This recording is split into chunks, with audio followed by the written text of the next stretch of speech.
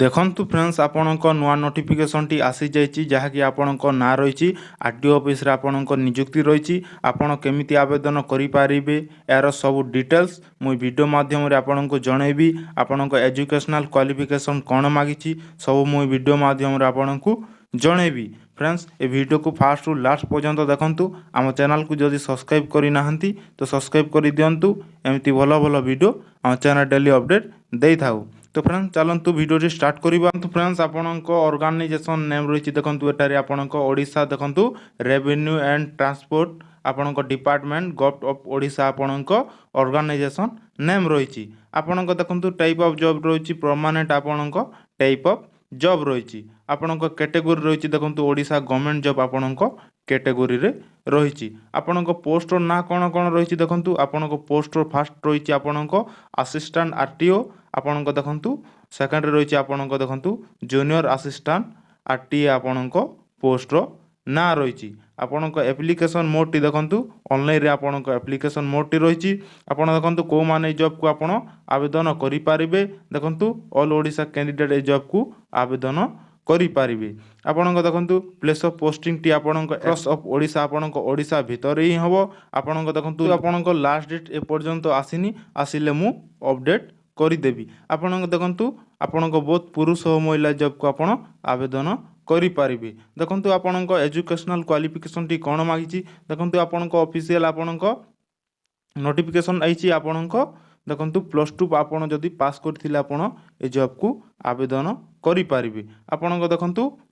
Age limit T कोन मागिछि आपणक देखंतु minimum age रही देखंतु एटारे आपणक सेम अछि आपणक 18 रु 21 वर्ष मध्य रे आपणक मैक्सिमम एज रही देखंतु एटारे आपणक 32 वर्ष आपणक देखंतु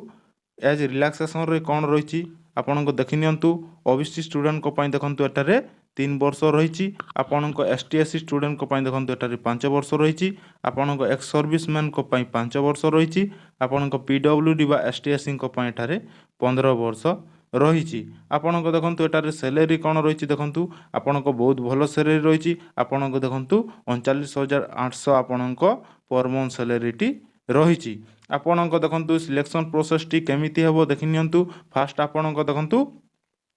candidate selected by the process of देखंतु आपणक फास्ट आपण रिटन एग्जामिनेशन देबे तापर आपणक इंटरव्यू हेबो तापर आपणक डॉक्यूमेंट वेरिफिकेशन हबो। तो फ्रेंड आपणक एप्लिकेशन फीस टी कोन मागुची देखंतु आपणक जनरल कैंडिडेट को पय एटारे आपणक फ्री रहउची आपणक ईडब्ल्यूएस कैंडिडेट को पय भी एटारे फ्री रहउची आपणक ओबीसी कैंडिडेट को पय भी एटारे फ्री रहउची आपणक पीएचडी कैंडिडेट को पय भी फ्री रही आपन एसटीएससी कैंडिडेट को पय भी एटारे फ्री रही आपन समस्ते फ्री रे जॉब को आवेदन करि पारिबे। आपणक देखंतु इंपोर्टेंट डॉक्यूमेंट टी कोन लागिबो देखंतु फास्ट आपणक देखंतु क्वालिफिकेशन सर्टिफिकेट आपन देबे 10th किबा +2 किबा ग्रेजुएट रो तापर आपणक देखंतु certificate the indicating the date of birth आपणक एसएसएलसी बा एचएससी रो देबे तापर आपणक 2 recent colour size passport size photo देबे तापर आपणक इंटर्नशिप सर्टिफिकेट अछि तो आपण इंटर्नशिप सर्टिफिकेट भी देई पारिबे। आपणक देखंतु रजिस्ट्रेशन सर्टिफिकेट विथ वैलिडेशन आपण देबे तापर आपणक कास्ट सर्टिफिकेट मागुची कास्ट सर्टिफिकेट भी देई देबे आपणक कोनोसी एक्सपीरियंस सर्टिफिकेट अछि आपण एक्सपीरियंस सर्टिफिकेट भी एठारे देई पारिबे। आपणक देखंतु आपणक इंपोर्टेंट डेट टी देखंतु कोन रहिछि आपणक अप्लाई डेट और आपणक केमित केबे स्टार्ट होबा मु आपणको आ गोटे वीडियो रे आपणको अपडेट करि देबी आपणक लास्ट डेट भी ए पर्यंत आसीनी खाली एटा आपणक नोटिफिकेशन टी आसीची ऑफिशियल नोटिफिकेशन टी देखि नियंतु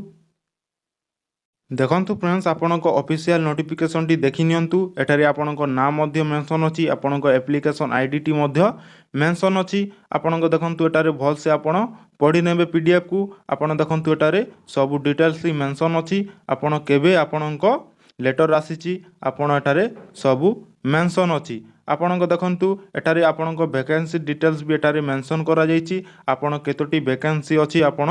देखि नेबे एसटी एससी को पई देखंतु एटारे ओबीसी को पई देखंतु एटारे जनरल को पई देखंतु यूआर को पई केतेटी आपण वैकेंसी अछि एटारे सबु मेंशन करा जायछि देखंतु जूनियर असिस्टेंट तापर आपणक जूनियर असिस्टेंट